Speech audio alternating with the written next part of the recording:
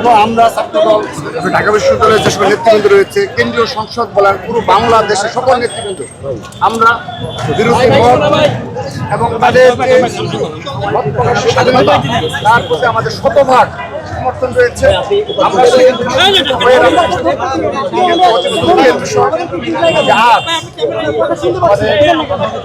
মাননীয় প্রধানমন্ত্রী জনাব তারেক রহমান এবং জাইমা রহমানকে নিয়ে যে ধরনের অস্ত্রের তৈরি করা হয়েছে তার প্রেক্ষাপটে আমাদের সর্বোচ্চ পরিমাণ নিয়ন্ত্রণ ছিল ক্যাম্পাসগুলোতে।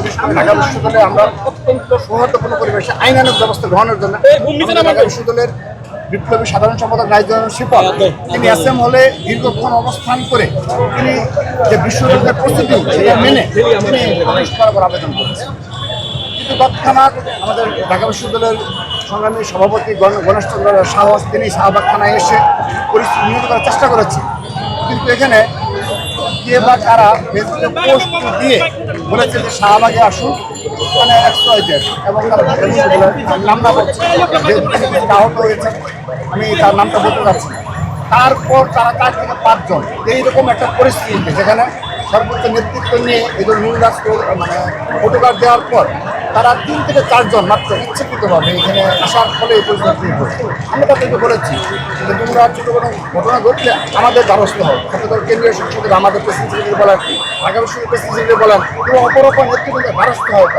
আমরা অত্যন্ত সহনশীলভাবে তাদের বিগত সময়ে সব বিষয়ে কিন্তু আমরা আমাদের পদক্ষেপগুলো নিয়েছি। কিন্তু আজকে তারা কারো সাথে কথা না বলে সেই 3 থেকে 4 জন যারা আহত হয়েছে তারা এই হাজারের অধিক ছাত্রদলের নেতাকর্মীর মাঝে এসে প্রবেশ করেছে।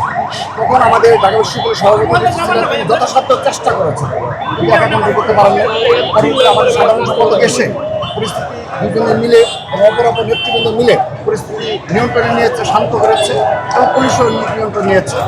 এই হলো স্বাধীন প্রেক্ষাপটে সর্বশেষ আমরা ছাত্রদলের পক্ষ থেকে সবাই একত্রিতভাবে আমাদের যারা সহযোদ্ধা রয়েছে, যারা আহত হয়েছে তাদেরকে আমরা যদি থানার পেছনে গাড়িতে করে তাদের যাওয়ার ব্যবস্থা করি।